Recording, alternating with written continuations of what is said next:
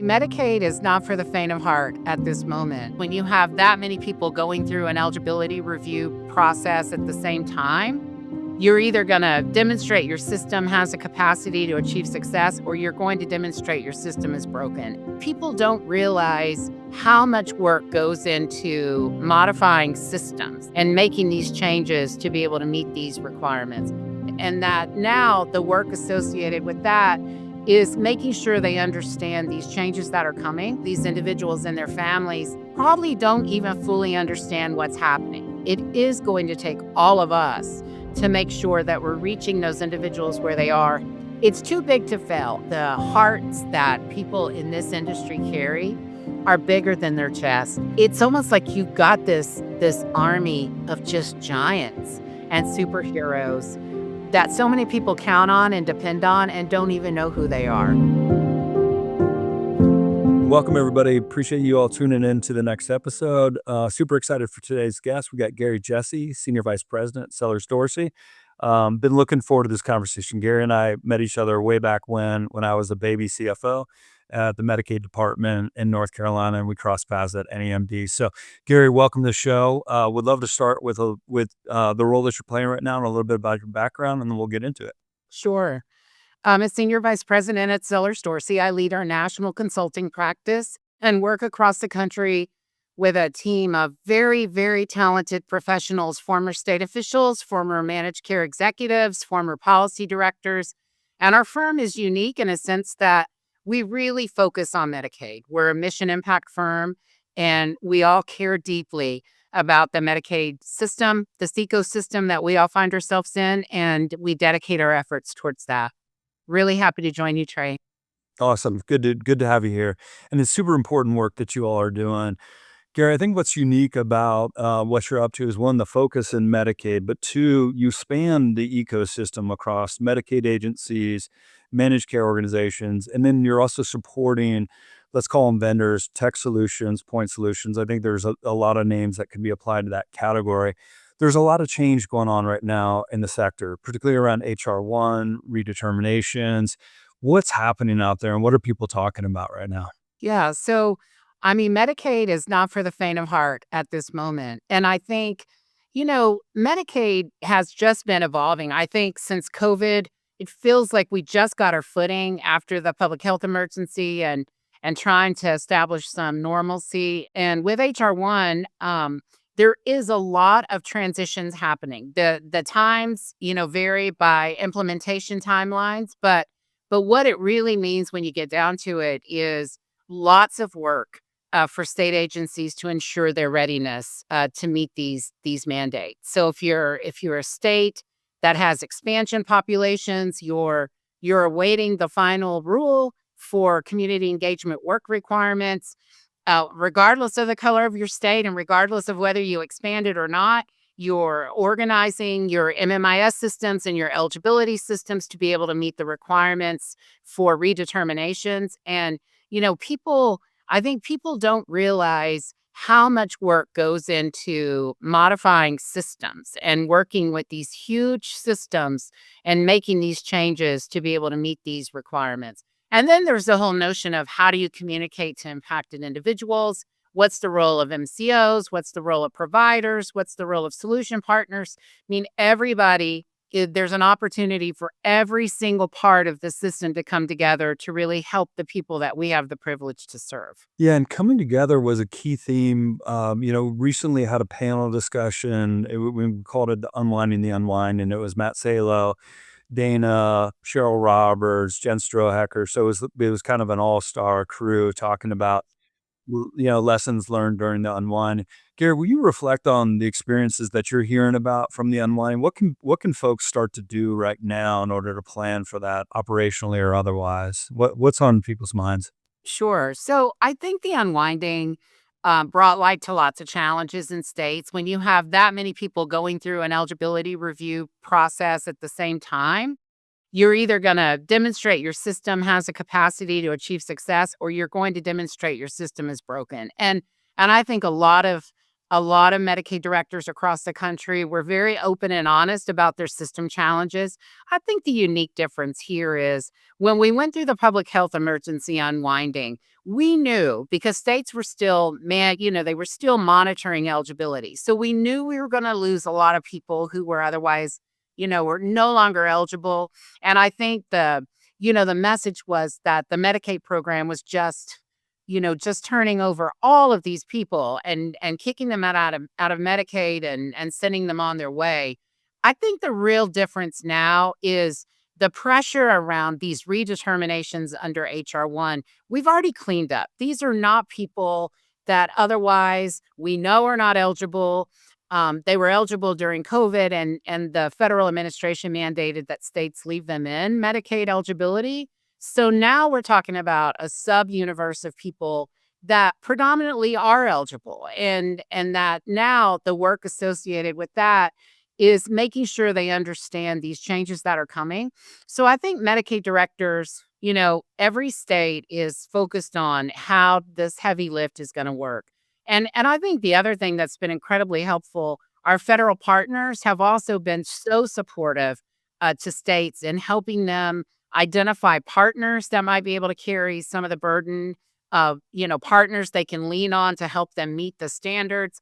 And I think I think collectively, whether you're a federal partner, a state partner, an MCO, a provider, solution partner, wherever you fall in this system, it's too big to fail. And I think, everybody's trying to figure out how we all hold hands and form a circle around these individuals and their families that probably don't even fully understand what's happening. I doubt many Medicaid individuals across the country trying to manage their health care and their families probably have spent little time reviewing HR1 or Medicaid directors' letters. And so, for them, it is going to take all of us to make sure that we're reaching those individuals where they are, helping them understand this is not what you did before with public health emergency. This is going to be a new normal in this redetermination process. And I think on the minds of states is how do you get it right from the very beginning? How do we structure our eligibility systems to really focus on how to keep those people out of the churn that don't need to worry? Like, let's get them certified, let's leverage the data we have, and then focus on that smaller universe of people that are going to have to provide additional information, that we're going to have to navigate income information. And then when you get to work requirements, Trey, states really understanding medical frailty definitions and ensuring that we're not creating concern for people that are not even subject to work requirements or community engagement. So I think that's really is what's on the minds of state leaders today, and certainly our federal partners. Yeah, you mentioned medical frailty, and Gary, that was one of the things that Cheryl Roberts mentioned that, AUD or alcohol use disorder would fall under that definition. But what constitutes that? Is it somebody was charged with a DUI, somebody has received residential treatment, somebody is self-identified and started to go to AA meetings. And, what I took from her comments around there is there's an opportunity for advocacy, particularly in that part of HR1. Is that what you're advising clients right now, or where are there opportunities for flexibility or advocacy from the plan to, say, the state Medicaid agency? I really like this question because I think, Medicaid is notorious for creating industries of social entrepreneurs. I mean, the fantastic work you're doing, Trey, at Siftwell, I mean, is really born out of a need in Medicaid. You think of a healthcare system that is serving the toughest of the toughest, and these partners regularly stand up and say, "Hey, we can build that." These young social entrepreneurs are like, "Hey, we can design that. We can implement that in 2 months." I think the biggest challenge right now, I think if you think about HR1, you think about rural health transformation, everybody feels like, "Hey, we can get into this. We can do something." And I think what lots of people are concluding at the end of all that is, the time is not on our side. And so the state's abilities to put out procurements and qualify partners and contract, I think lots of states are trying to figure out how do we get through these changes with what we have? And so, as I talk to people in the industry, and certainly, I would say solution partners and other organizations that really want to play in this space, many of them tell me, we just can't find an in. Like, if you can help us get in, we're going to take over the world and we're going to solve all the world's problems. And I would just say, to anyone tuning in to this conversation, is that there may be today, you may not be able to make the change you want to make. You may not be able to align the contract, but tomorrow is another day. And there's going to continue to be tremendous opportunities for organizations that have really qualified solutions to be able to come in and prove their abilities and help states navigate these challenges. So, I think everybody's like, how do we get involved? How do we make a difference? How do we get these contracts? How do we go? Do we go state to state, or is there a way to do this at the federal level and get into all the states? And so I think that's not changed. I think people are still trying to figure out how to navigate. But I think, some people are also feeling like it might come across like states aren't interested in new solutions. That's not at all true at all. States are always interested in innovative solutions.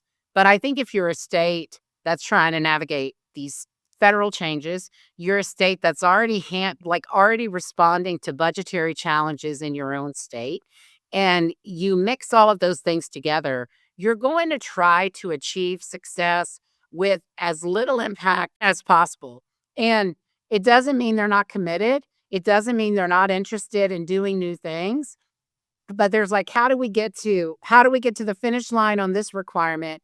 And then when you get there, then what's next? And so, as I meet people, I think people feel like there's less than clear guidance. They feel like there's less than, transparency is a challenge.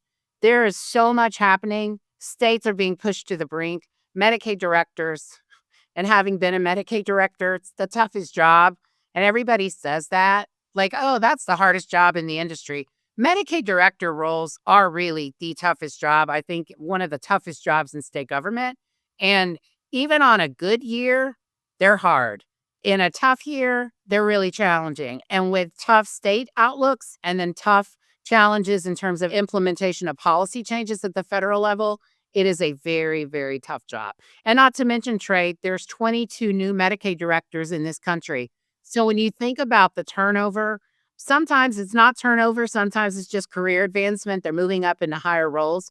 But when you think about all of these new Medicaid directors and very, very bright and talented people, they want to change the world. But the ability to change the world when you're drinking from a fire hose it's a real issue. So, I think there's just so much there to unpack. Yeah. Yeah, I remember back when, they had the long or the lifespan of a Medicaid director in one of the NAMD, kind of white papers, and I remember, being stunned by how short it was, and I was less than a year. I don't remember the exact number. Yeah, I think when I was a Medicaid director, it was 15 months, and then it was like, then it was less. And there are always transitions in this system. And people sometimes you're a governor appointee, and when there's a change, it's time to go. And sometimes it's just recognizing you've given it all you've got, and it's time for some new energy. And so there's so many different reasons for transition. But anybody who's been in these jobs, anybody who's in them now, who's been in them before, or who'll be in them in the future, really takes it really takes a very committed person who is open to managing so many things at once, and then at the same time trying to implement effective change. That makes you proud, of the work that you've done. And you're a former state official, so you know that you don't get a lot of appreciation or thanks for the job you do. And most people probably never understand what you're even doing while you're doing it. But there is a sense of camaraderie, and there is this feeling of achievement that people in those roles know. And that's why I always say it's like a secret society.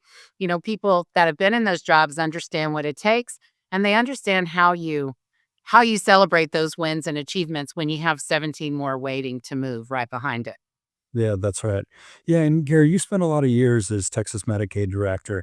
Take us inside. Tell us what it looks like from the inside and what most people won't realize about having that role or what it feels like to be inside one of those agencies. I think if you think about a role in state government and just responding to state challenges and state opportunities and state pressure, it's a full-time job, and there's always an implementation of some sort, whether it be your MMIS system or expansion of managed care or a procurement or implementing a new state plan or your waivers going through a review or I mean, there's just always so many things happening within a state, not to mention just all of your individual state priorities, whether it be maternal health or focusing on, how to address non-medical drivers of health. There's just so many things that happen.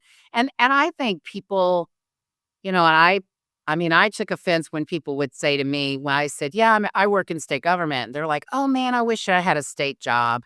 Those look like that you're just set. And I would encourage anyone to change jobs. Why don't you shadow a Medicaid director or a state official? Just spend a little bit of time and you'll realize that those jobs are not for the faint of heart. And so I think most people don't really have a clear appreciation of what's going on. You hear, "Oh, they're not, we can't get access to them. And every time we try to meet, they're too busy." Or, it takes 3 months to get a meeting. And I think, again, I have a lot of appreciation for anyone in state government, regardless of the role.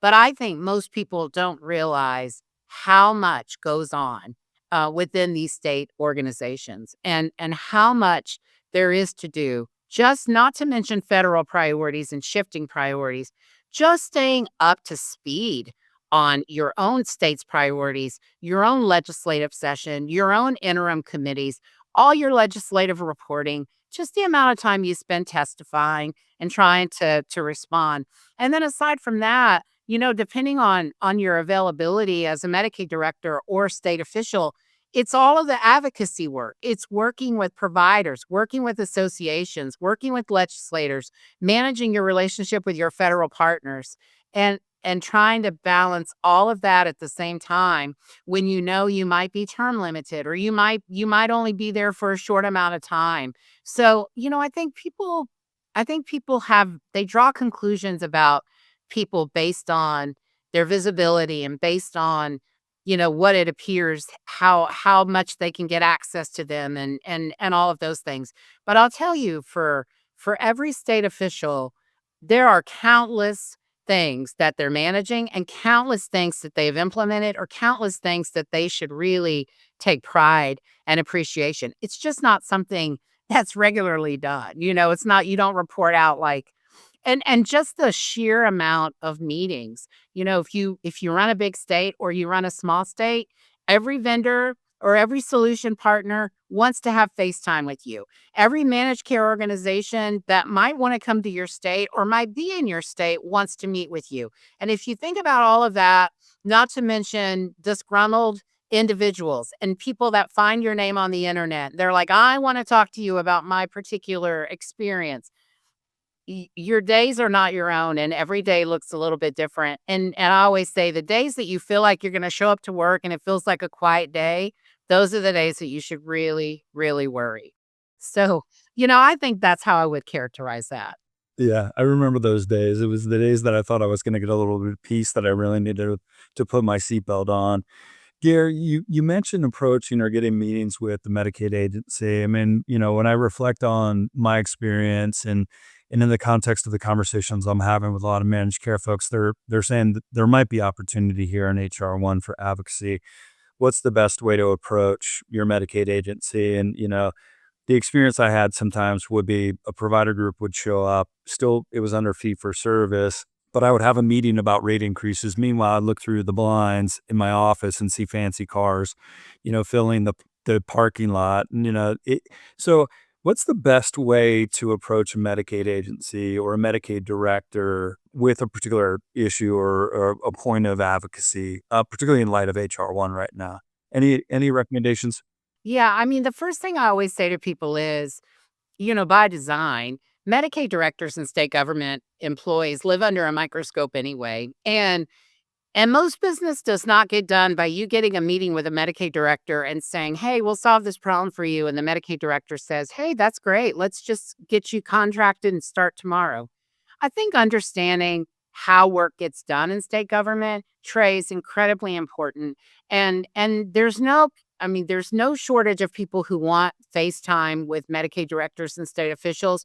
There's no shortage of really interesting ideas and concepts that are brought to state Medicaid directors. And I remember during my tenure, I met with everyone, and I was often very, very impressed with concepts and ideas and programs that people would bring to me, and I'd say, "This seems really, really interesting." But that's not how we do things. I mean, states are highly competitive, and it's no fault of a solution partner.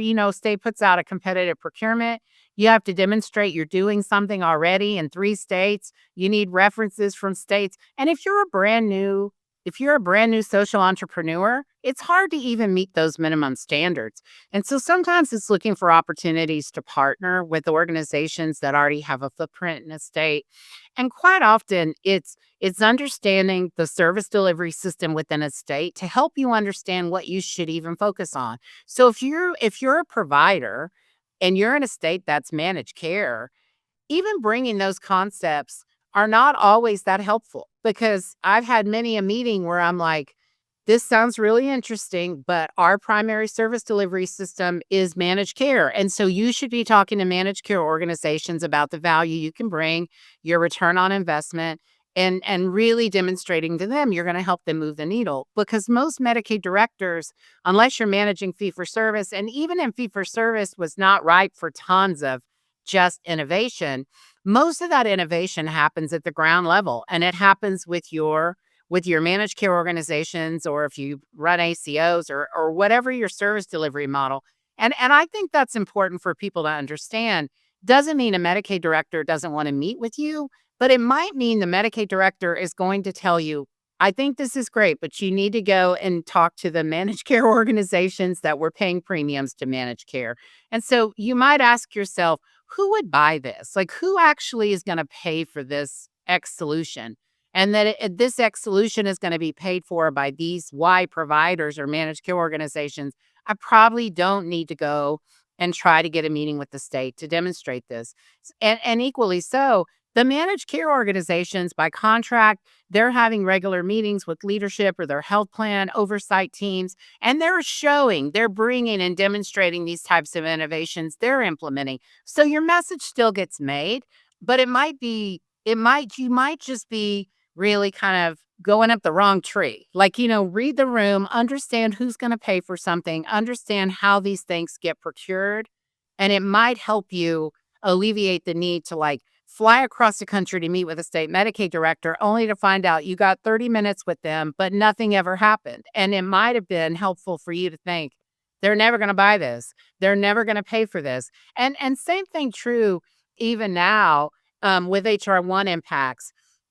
States there might be innovative partners that come to states and they might say, "Hey, I really think that you should talk to our MMIS provider. We think you should probably talk to, the Gainwells and the Accentures and those organizations, because those might be things that might be germane to the state's contract with a particular partner. And those might be things that are better served by those partners instead of a state buying directly." Yeah, that makes a ton of sense, Gary.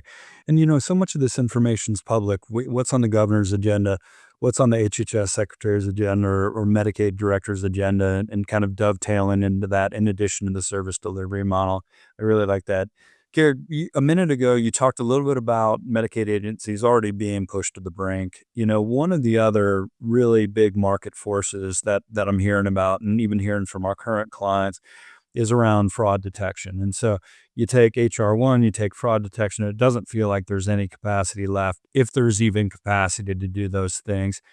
As you reflect on the timelines or deadlines associated with HR1, plus all the other federal mandates, do folks have enough capacity and enough time to get all this done? Or are we going to be in a jam come January 1 next year? I think every state's a little bit different. But, I mean, clearly states rise to the occasion. I mean, if I was in my old role, I'd have a master calendar of all of these things that have to be done by when, and they might be on the mind of every leader, but they may not be their priority for today. I think the HR1 impacts that begin, whether it be redeterminations, community engagement, all of those factors are being managed and supported by states. And they may not be completely visible. People are like, I wonder if they're doing anything. Chances are they're doing a whole lot. I think the fraud, waste, and abuse discussion is a real interesting one. I think program integrity has always been paramount to managing healthcare systems.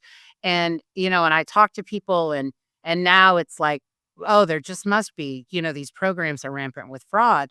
And I say, any healthcare system, whether it's commercial, whether it's Medicare, whether it's Medicaid, whatever, the exchange, there's always a potential for fraud. But I think, the way I try to distinguish these factors, fraud, waste, and abuse, you consider them all, and everybody's like, yeah, fraud, waste, and abuse. But I think one of the major opportunities for us at the moment is focusing on waste and not so much. Let's assume good intent. We know there are very bad performers in any system of care. And so we certainly need to be diligent about identifying and certainly now, with the advancements in data and population health management and really all of the tools and technology that we've really brought into Medicaid, we're managing fraud in a very different way than we did in many years ago. And I always say this is not your grandmother's Medicaid program. I mean, we have very highly intelligent systems and now use of AI and all of these things that really help us manage. But I think the greatest opportunity, Trey, is really in the waste category.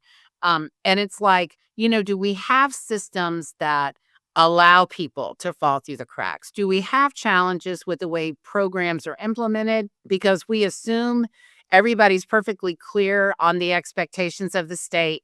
And then when you go back and look at these things, you realize that you have 15 managed care organizations, 7 of them did it one way, 6 did it a different way, and 1 is still trying to figure out what to do.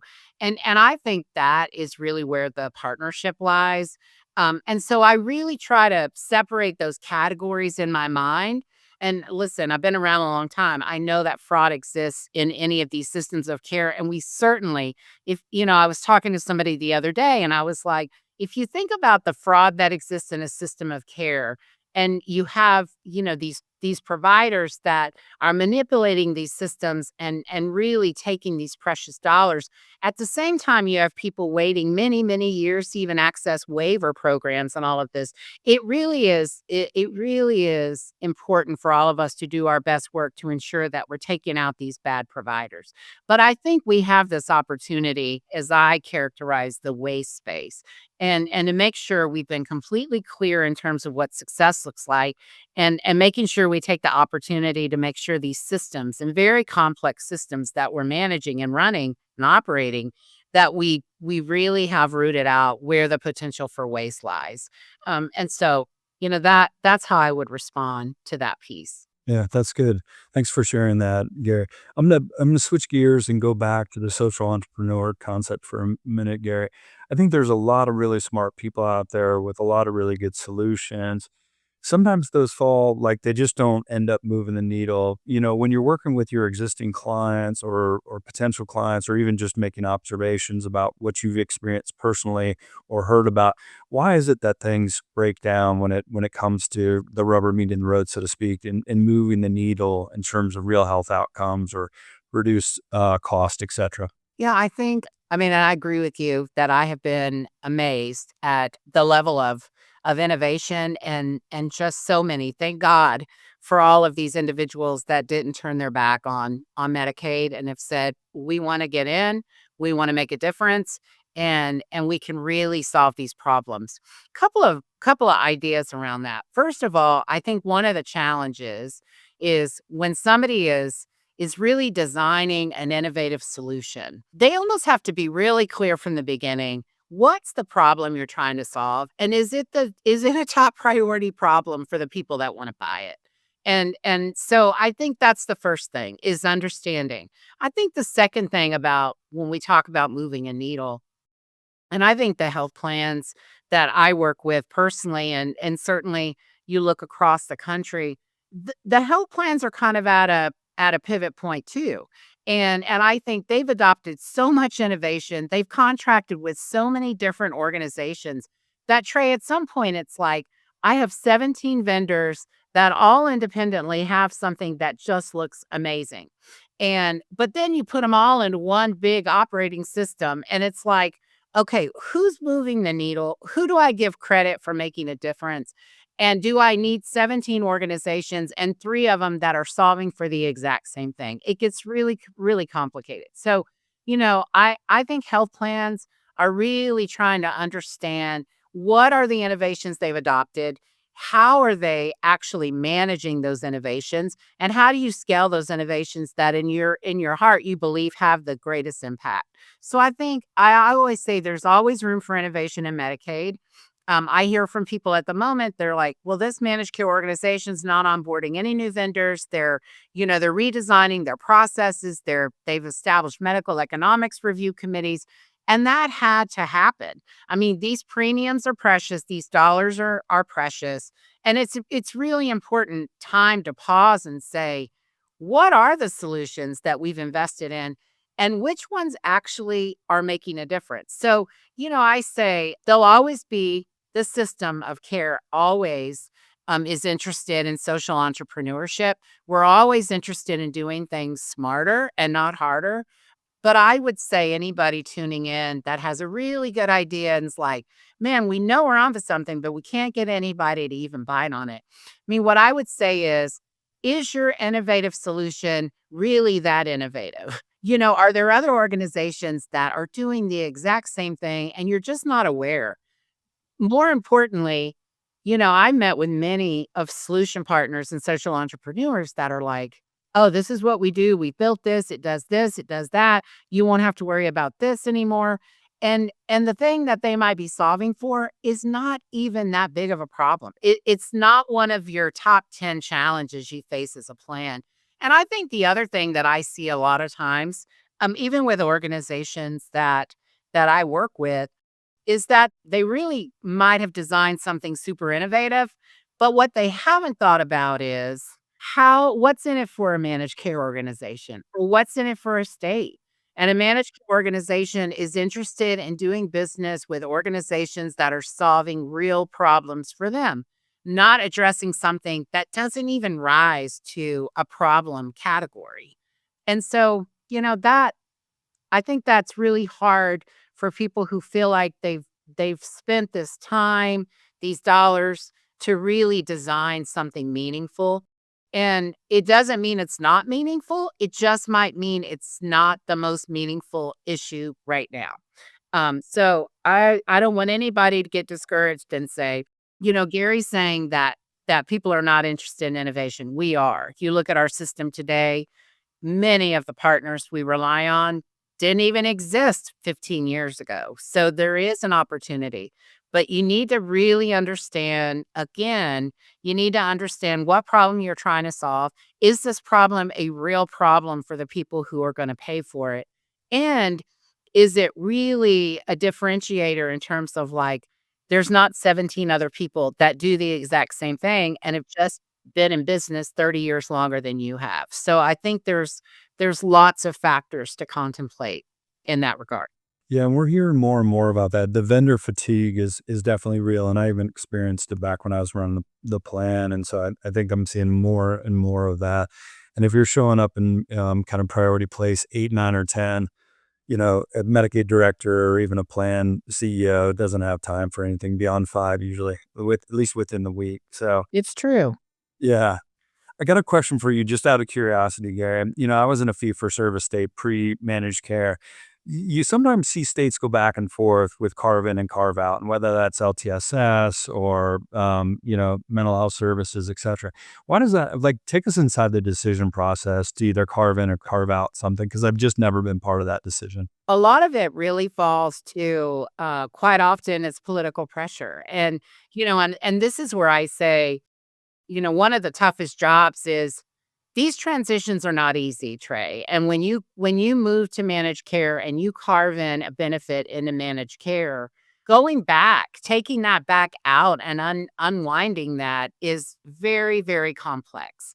And so I'd say, sometimes you implement a program, you carve a benefit in, and what you realize based on, managing cost or increased cost or reduced quality or gaps in care, you might conclude that it's not worth the dollars you're investing to achieve success.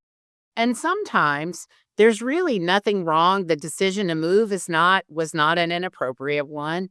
And all of the time you've spent managing this was time well spent. But it might really boil down to political pressure. It might boil down to members of a state legislature that might themselves be providers within a managed care strategy. They don't like the strategy, they don't like the notion of having an organization manage care under a premium. And so, when you think about states that have made these types of transitions, and they're big transitions, when you go down one road and then you say, we're going to turn back, it could be for a lot of reasons. And we've seen it with pharmacy, as a common area that we've seen that. And part of that decision, I mean, I'll just say pharmacy services in state government are very complex, and management of rebate agreements and all those things that you don't even talk about publicly. You couldn't even talk about or disclose that type of information. And people don't really understand all the motivations sometimes that happen behind the scenes. But sometimes it's as simple as, hey, somebody that has power has their time to say, I don't want to do it anymore. I don't think we should do it anymore. Sometimes it's a testament of how well you prepared these providers for this transition. There's so much engaged with making sure these transitions are clear, making sure that impacted parties are really I always try to characterize it as you may not be happy with what we're doing, but as long as you know, and I've been messaging clearly what you should expect, if you don't achieve what we've expected, then we should hear about it. We'll also trust that we'll be managing that too. But, I'll just say having, managed a state that had some pretty significant carve-ins, I'd say the notion of carving out is it is not easy, and it's not something that you just second guess. So, I think you'd almost have to take each example and think about what were the factors, what was motivating this transition originally, what was the motivation of pulling it back out? And I think you'll find that there are lots of variables to contemplate, and one carve in and then one carve out are not created equal. The dynamics are so different from state to state and product to product. It's like the old adage, you've seen one Medicaid agency, you've seen or one Medicaid program, you've seen one Medicaid program. And, we say that all the time. And I think, people that get into this business, they learn it really quick, and it's like, we created the best program, but it wouldn't work in these 17 states for these reasons. Even a state that's congruent with where you are, it's like, why would it work in Texas but not in Oklahoma? And there's just so many factors. And I always say, having spent a long time in state government and having been in a state that integrated and really consolidated its health and human service programs, and then bringing all of these programs from different agencies together, if you are going to design your state's healthcare service delivery system, it probably wouldn't look exactly like it looks like today. But none of these state systems actually started the same way or ended up the same way. And so, I think that's the other thing that people really fail to understand is that, you might have had 3 different models before you finally moved to this model. And another state might say, we've always had fee for service. We're going straight from fee for service to managed care. And another state might say, well, we had like an ACO model, but then we did managed care. And then we found we really like the ACO model. So now we're going to go back. So, I just think those factors, it's so clear. It's so true what you said. You've seen one program, you've seen one program. Yeah. Gary, I got another one for you. We're going to move outside of managed care. I understand that you've got a quote in your office that the meaning of life is to find your gift and the purpose is to give it away. Tell me how that shows up in your current role and how you've progressed through your career and how you mentor others. Yeah, that quote really resonated with me, early in my career, and it's really I think it gives me purpose because I think the programs that we operate as states, I think many of us will probably, even though we all say, yeah, we have experience, we know people who are in these programs, we know family members who've been in these programs. I think when you run these programs, you never fully understand. And I always tell people that work for me, people will never know who you are, and they'll never know the impact you've had on their lives personally. And they'll never understand the direct path you took to make these programs work as effectively as they are. And I feel like for anyone in this industry, getting to leave your mark in these systems of care, when you really think about it, Trey, it is such an important role. And not many people, when you get to the end of life and you look back on your career, not many people can really say, you know, I actually helped design and implement a program that impacted millions of lives. And I always say, it's not a race, it's more of like a journey. And for me, I felt like when we were designing programs, when we were implementing programs, and we were managing programs, we had to never lose sight that there were countless individuals and their families depending on us. And so, that quote always resonated with me. And I think anybody who's in this business, what really should motivate you more than anything is the ability to make lives better, and maybe not even better. For many of these people who are supporting children with genetic disorders, and people who are caring for family members that have serious medical frailty, nothing we do is actually going to make them feel better. But a lot that we do can actually alleviate some of this burden that they carry. And these systems of care and these programs and innovations and benefits can actually make a difference in the lives of people they're caring for. And so I just think if you're in this business and you think that you're in this business just because you needed a job and you thought, well, why not do this? Then you're probably not in the right job. But I think the hearts that people in this industry carry are bigger than their chest. And I think it's when you talk to these individuals one on one, you understand what their motivations are, what even got them into this business, what kept them in this business. It's almost like you've got this army of just giants and superheroes that so many people count on and depend on and don't even know who they are and have no idea. And even implementing federal changes or state changes. These things are not easy. And the fact that you've got this dedicated team of employees, state employees across the country that actually could probably go do a lot of different things. They could probably transition to the private sector and make a lot more money, but they stay and they do this work because it gives them purpose. And so for me, that's always been a motivation for me. I love that, Gary. You're a friend, a role model, and inspiration, Gary. I really appreciate you making time for us. Any way that folks can should they monitor the Sellers Dorsey website, or how can they keep tabs on what you're up to and your latest thinking? I'm always out and about, but yeah, anybody can visit our website.